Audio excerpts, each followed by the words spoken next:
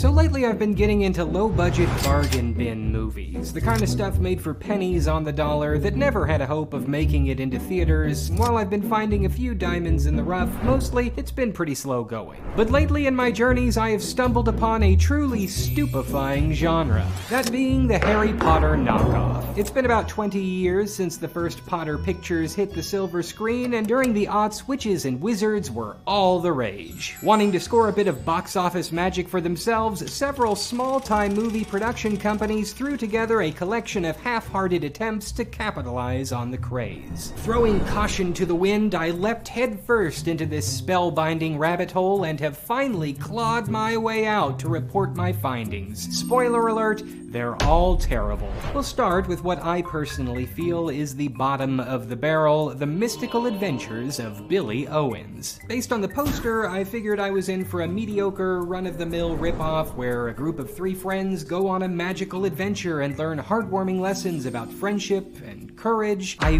wish that's what this was. I wish it was mediocre. Let me clarify at the outset, I am extremely forgiving of terrible low-budget movies. I've made quite a few of my own. I am willing to overlook a litany of shortcomings. I can sit through second-rate performances. I can stand poor set design. I don't need to be wowed by fancy camera work. I enjoy and celebrate movies that do their best with what they have. And with all that in mind, let me be absolutely clear that The Mystical Adventures of Billy Owens is the worst movie that I have seen up to this point in my life. I resent that it has taken so much of my life away from me, from watching it to now reviewing it. Every moment that I spend on this movie is time that future Austin will one day desperately wish that he had back. Let's get into the movie. Often referenced as the rip-off Canadian Harry Potter, The Mystical Adventures of Billy Owens centers around a young boy named William something who cares Owens who lives in the mysterious town of Spirit River in Alberta, Canada. Young Billy is about to turn 11 years old. Sound familiar? Billy's birthday's a bit unique though. He's set to turn 11 on the 11th day of the 11th month at 11 p.m. And 11, as I'm sure we are all aware, is the magical number, so it stands to reason that Billy will soon be given magical powers. Pay no attention to the fact that 11 p.m. is not actually the 11th hour and therefore not in keeping with the number 11 motif. Who cares? The story cold opens with 2 dudes in a boat floating through a dark and gloomy river. They're both searching for some kind of hidden treasure marked on a cloth map. One dude wants to turn back because the storm is getting too rough, and the other wants to keep going. It's worth noting that the waters look pretty calm to me. You saw it on the map. Our destiny is etched in this map. My map. And I won't turn back. You must turn back. I won't turn back. You're the creature. The creature. Is that Rowdy Piper? What is he doing? That's like a Randy Savage Spider-Man cameo. You're going nowhere.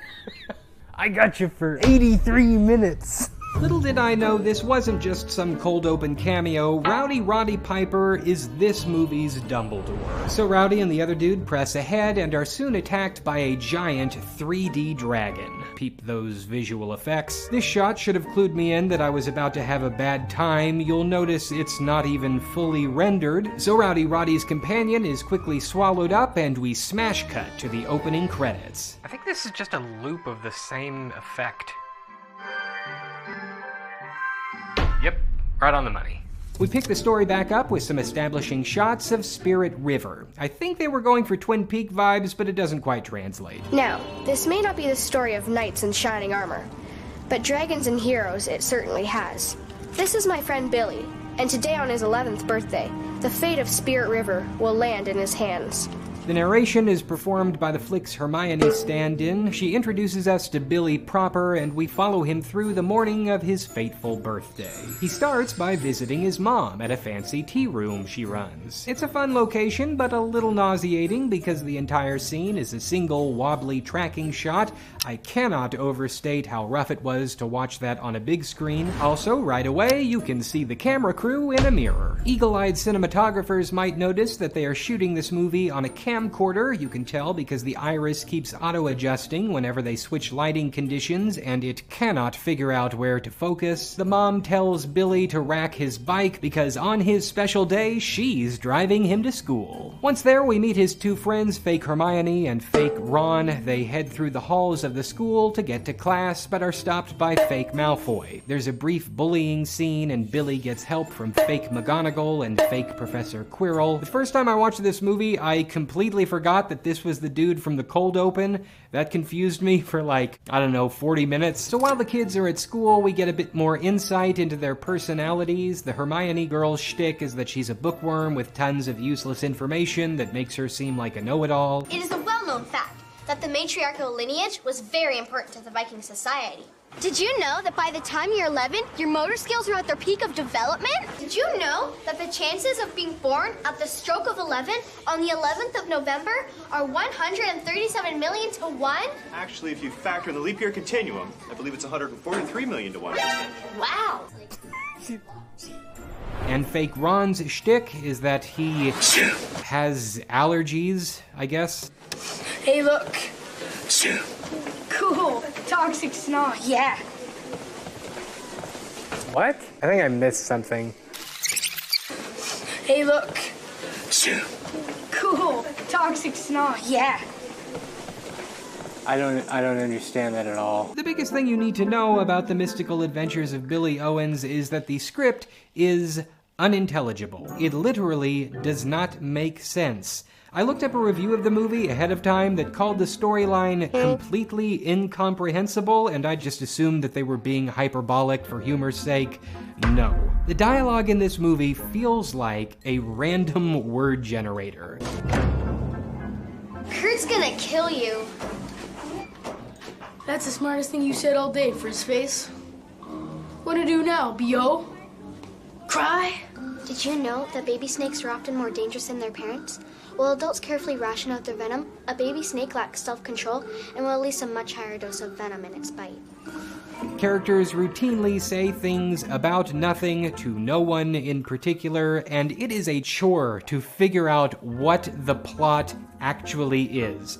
I'm still not entirely clear. So there's an incredibly long, nonsensical chase scene where the kids run away from fake Malfoy, Crabbe, and Goyle, and Billy ends up in a mysterious pawn shop where he meets Rowdy Roddy.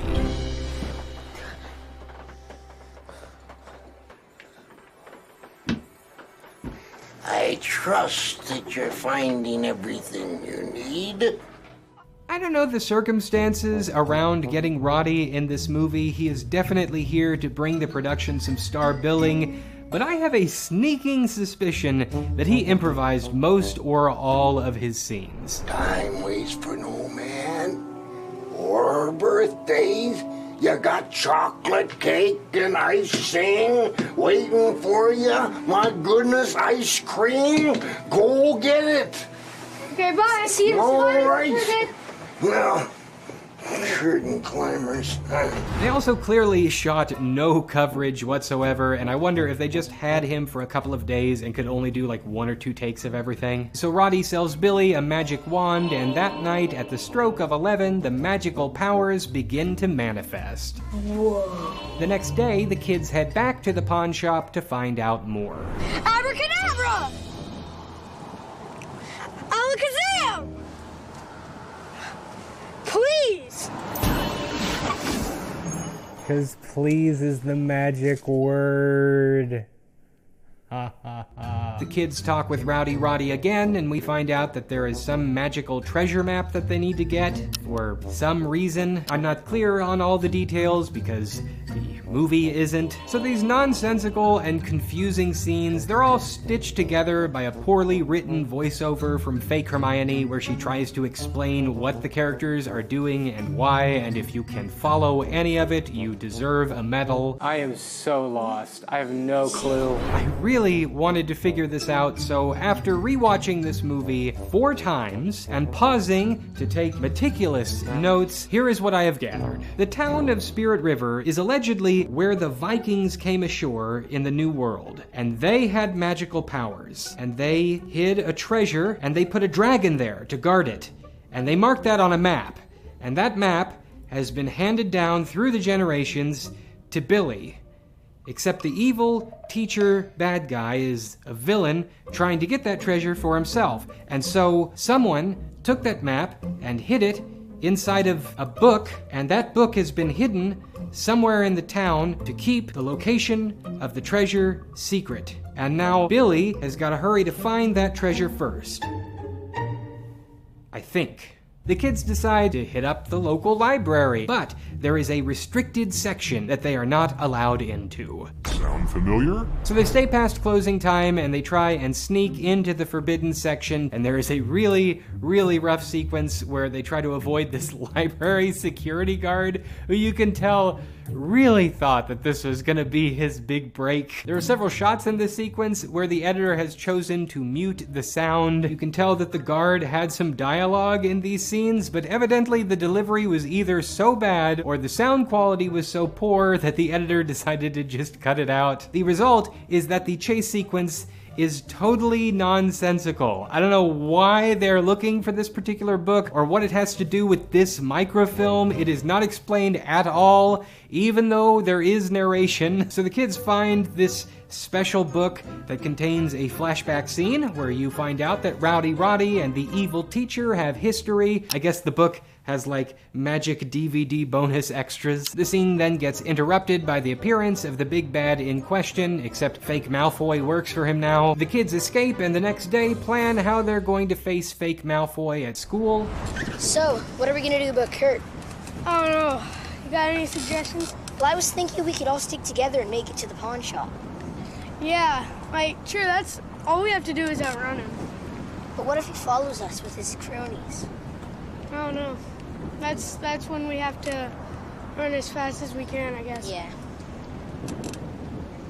Was this the actual scene as written, or were they just recording those kids talking? So while all this is going on, there are these weird vines that are apparently growing throughout town that I guess are like poisonous or something, and this is a big threat because of reasons. It has something to do with a wolf, or Wolfsbane, and Loki. I promise all this stuff is in there. Billy and fake Malfoy then have a showdown during gym class, and I guess it's epic. I couldn't tell though, because none of it is in focus. Billy gets attacked by fake Quirrell and is saved by fake McGonagall, who is friends with Billy's parents, who also happen to know about the magic treasure. Turns out, practically everybody in this town are secret wizards.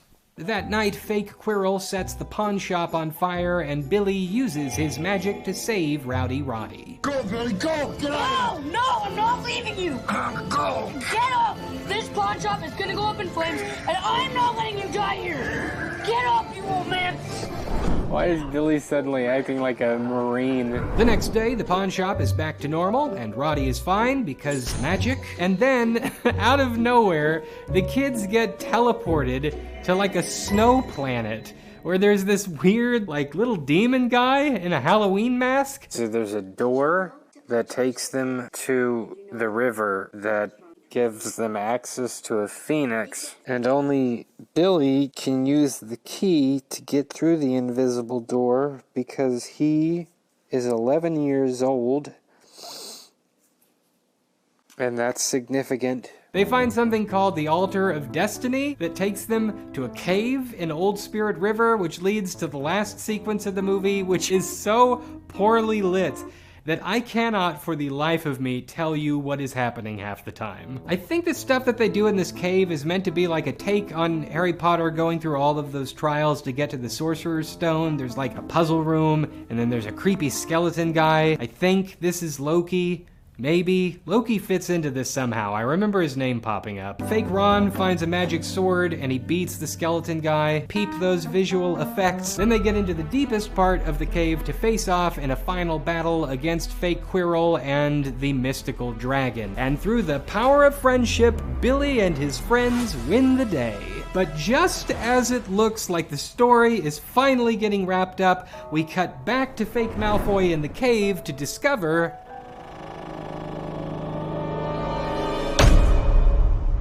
there's a cliffhanger ending, which leads us to the movie's sequel.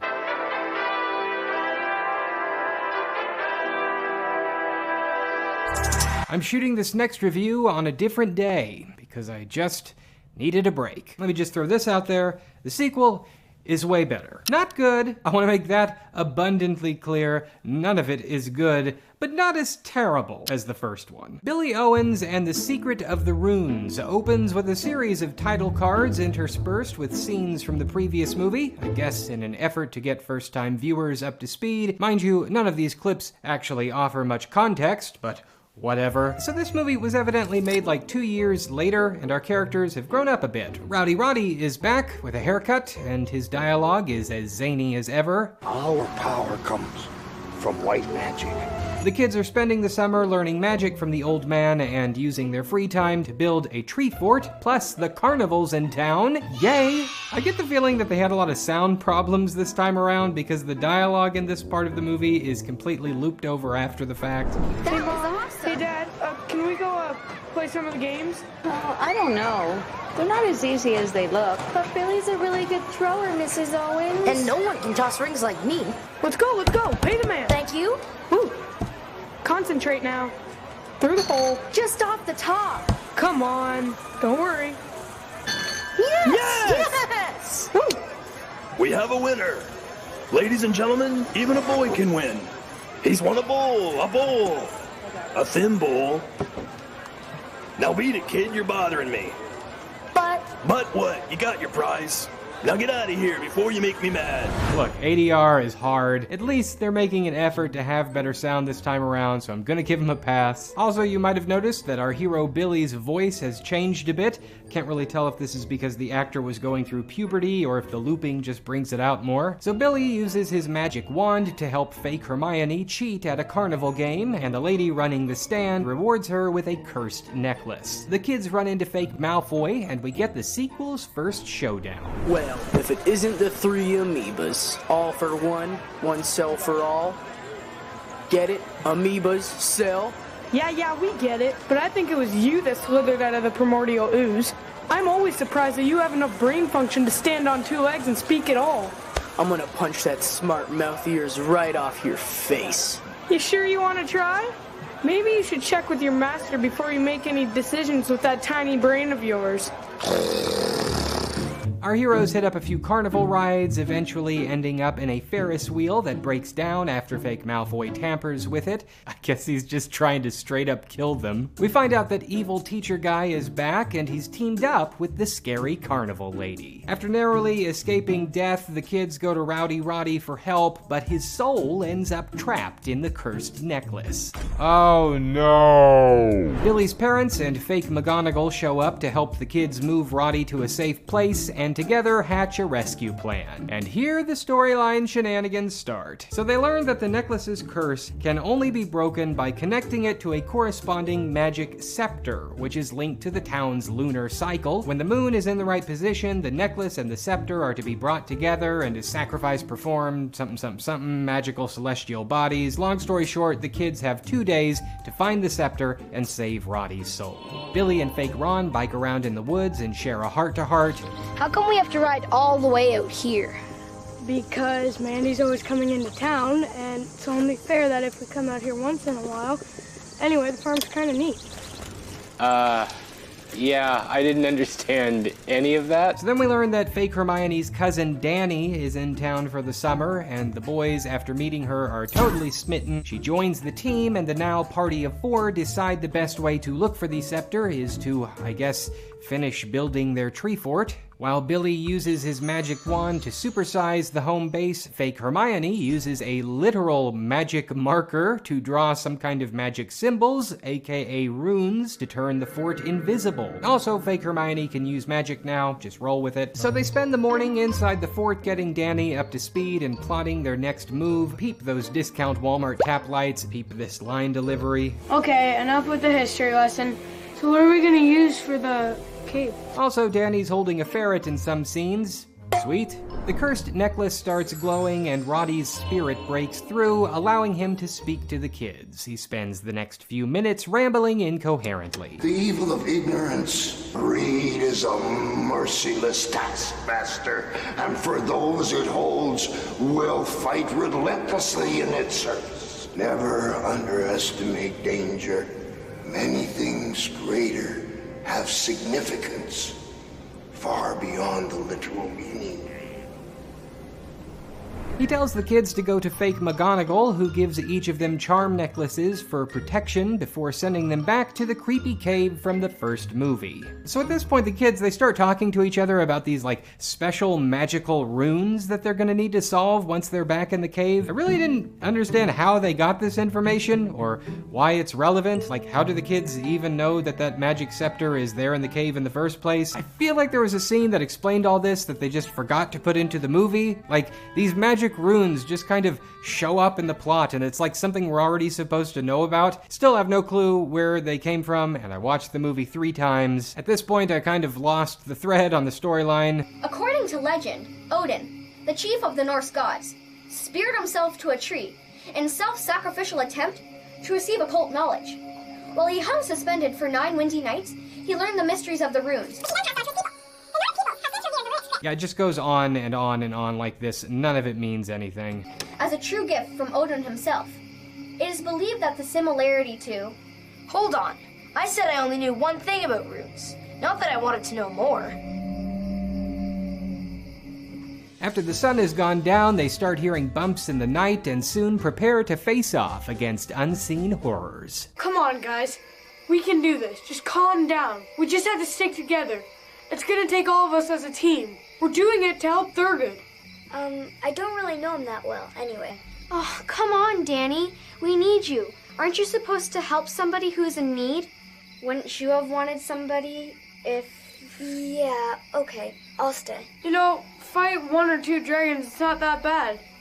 It's like, kind of fun. Let's go.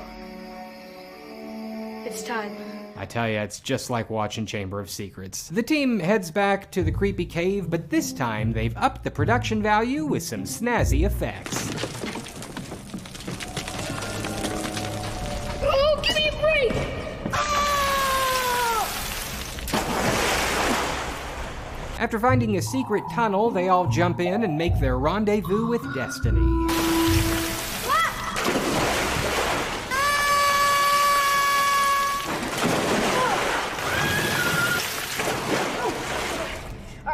Take a deep breath. Close your eyes, don't open them for any reason. 1, 2, 3, go!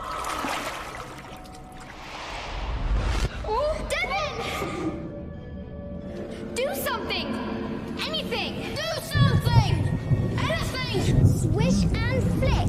You can tell they really pulled out all the stops for the CGI budget this time around. I'm here for it. I just wish that I had, like, any sense of what was going on. Like, what are these fish things? How is Danny climbing on a beam of light? What is fake Ron doing with this sword? Is that supposed to be a scar? After they get a hold of the staff, they're all randomly teleported to who knows where, and they get chased by a werewolf. So they finally manage to make their way back home. Fake Malfoy shows up, except now he acts like Gollum. Don't know why. And to make matters even more dire, bad guy teacher launches an all-out assault on the invisible treehouse. Rowdy Roddy's spirit shows up to give the kids some encouragement for the final battle and to warn them that even if they win, breaking the necklace's curse will take giving up their magical abilities. Why? Because. So the final battle commences and Billy and Bad Teacher trade spells back and forth while the rest of the kids work on joining the necklace to the scepter. It's all very thrilling. Believe me, fake Ron manages to master sword magic and Billy learns to fly. Billy can fly? They fly now? He flies now. Our heroes win the final battle and traverse a spooky forest to find the place for the scepter's sacrifice. They're followed the whole way by an angry, invisible archer and eventually come head to giant floating head with fake Malfoy. Why is he a giant head? Your guess is as good as mine. He chases them across the forest into an old lighthouse. There's a cheesy sword fight and our 4 friends work together to, I guess, just kill him. They completely gloss over the implications of this. With the sun rising, the kids perform the scepter ceremony and save Rowdy Roddy's soul. Wow. You can say that again. They're so happy. Oh, look. Who are they? They're the Valkyries. They have come to take the souls back to Valhalla.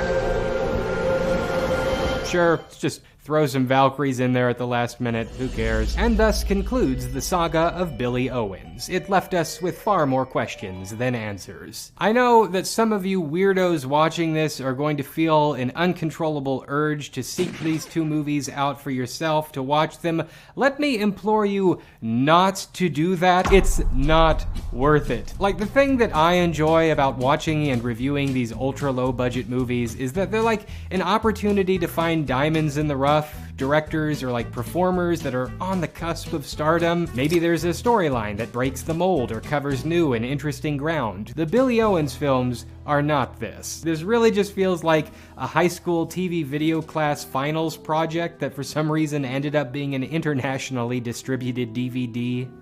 Hello? Is anybody here?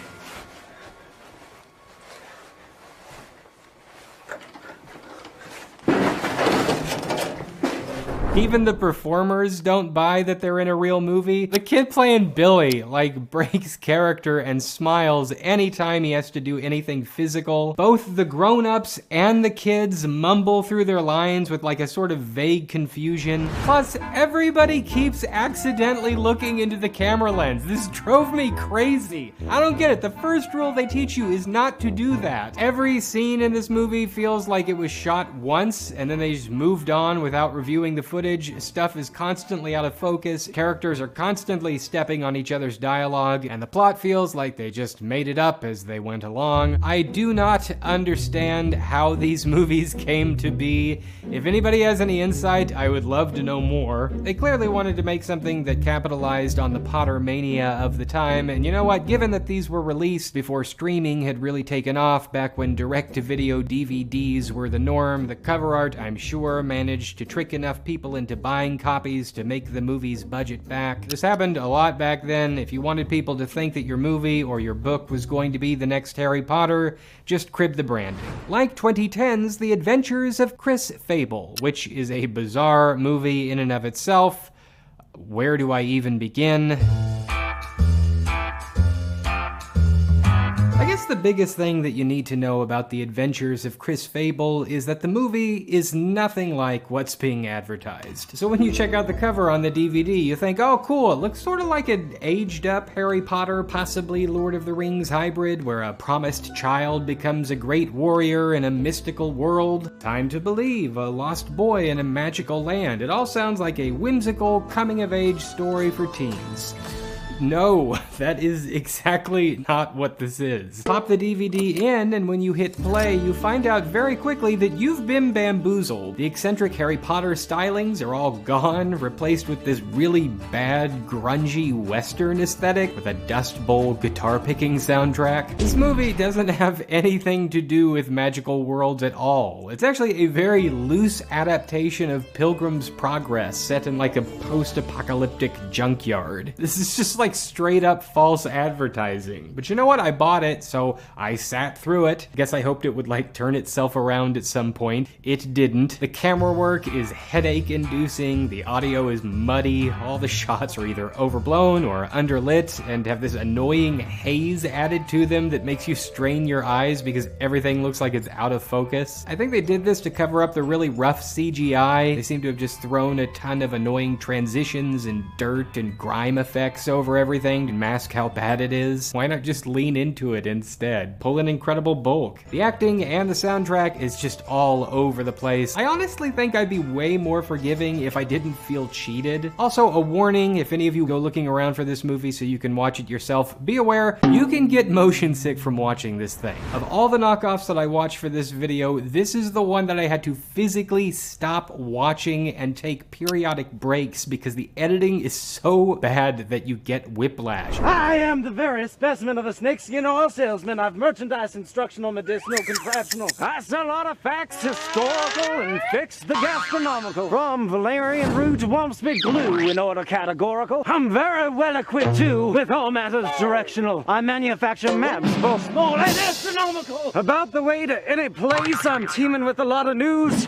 With many cheerful facts about the path that you decide to choose. Some may call me worldly, but I prefer temporal or practical. You good sir, my little friend, may call me what you like, just know I'm informational. In short, I've merchandise, instructional, medicinal, and oh yes, contraptional. It's true. I am the very specimen of a snakeskin oil salesman. I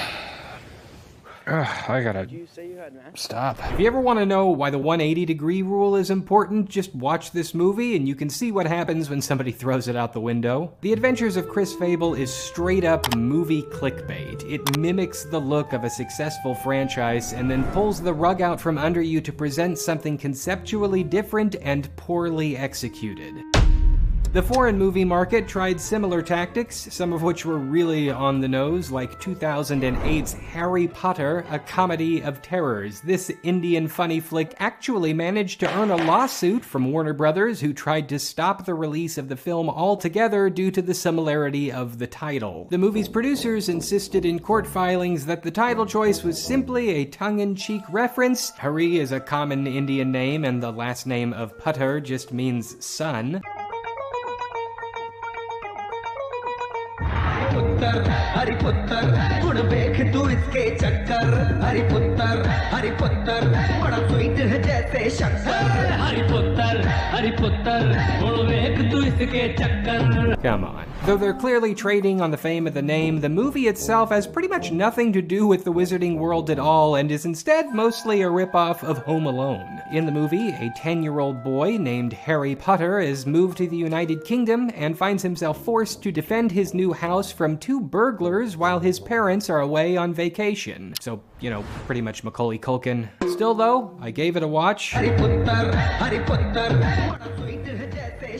I am fascinated. It's okay. Really wished I'd had subtitles. Plenty of slapstick moments throughout. Next to Billy Owens and Chris Whistlebritches is practically Citizen Kane. For a far better foreign knockoff, we've got to talk about Aabra Ka Daabra, The School of Magic. It's a 2004 Bollywood flick that actually manages to put an interesting spin on the wizarding world by incorporating a ton of its own culture. Hands down, Aabra Ka Daabra is the best of everything that I watched because there is something crazy happening in every single frame, and there was no telling what I would see on screen next. Compared to all the other knockoffs, this thing seemed like a huge production. There's a massive cast, tons of beautiful costumes, visual effects, choreography. I sat through this entire 2.5-hour epic, not understanding a single word and not caring just because of the spectacle of it all. As best I could piece together, the story centers around fake Harry Potter, who travels to a very Indian version of Hogwarts that I honestly think I might like better than the real thing. His dad is the equivalent of escape artist Harry Houdini, and he dies during a magic act when fake Harry is young,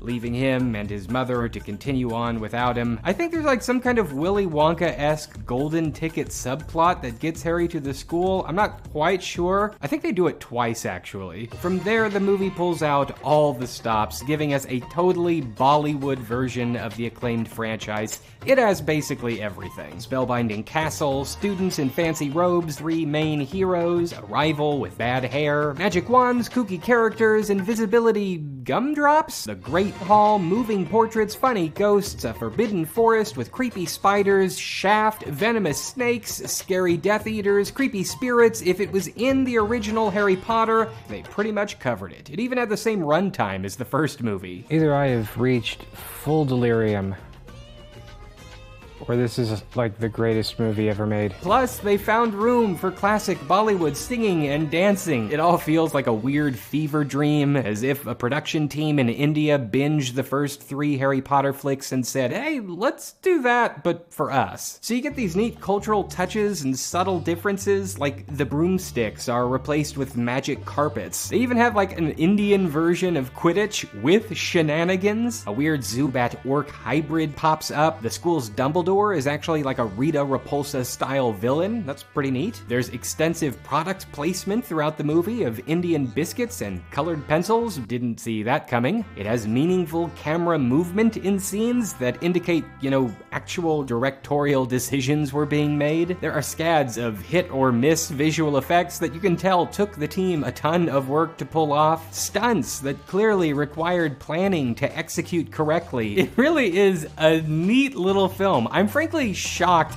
that it hasn't gotten more international attention. Okay, I looked into this because I was curious. The story of this movie's production is crazy. Like, it needs its own video, so I think I'm going to make one. Hopefully, it'll be out by the time you watch this. I'll put links somewhere. Okay. All in all, the Wizarding World has left a profound impact not just on books, but the film world too. It revitalized the teen fantasy genre, reinvigorated the concept of tentpole movies, and we still feel its effects today, regardless of the fact that its more recent installments seem to have drifted away from the story's original spirit. It's no wonder that in its heyday, plenty of companies were eager to reproduce that success for themselves. But I think it's telling that nobody else really pulled it off. If you want to hear me talk more about odd, low-budget movie goodness, I'm starting to grow a bit of a playlist, or if you just want to see more weird videos about oddly compelling stuff, stick around to the end. This video was sponsored by Squarespace. You know, you've probably got a talent, skill, business idea, or story that you'd like to share with the world. Why not finally do it with your own personal website? If I can put a website together, then anybody can put a website together. Squarespace gives you everything that you need to get started. You can choose from one of their stunning, customizable templates, and then just shape it to your specific needs. They've got tons of great features. If you want to start a podcast, their Audio Blocks feature helps you to set one up in no time. If you want to make a place for an online community, try member areas. Or if you have goods or services to sell, they offer easy-to-use online storefronts. You can get started today by going to squarespace.com and beginning a free trial. It's free, honestly. Why not just try it out? You've got nothing to lose. If you like the experience, then when you're ready to launch your site, you can head over to squarespace.com/AustinMcConnell and you can save 10% on your first purchase of a website or domain.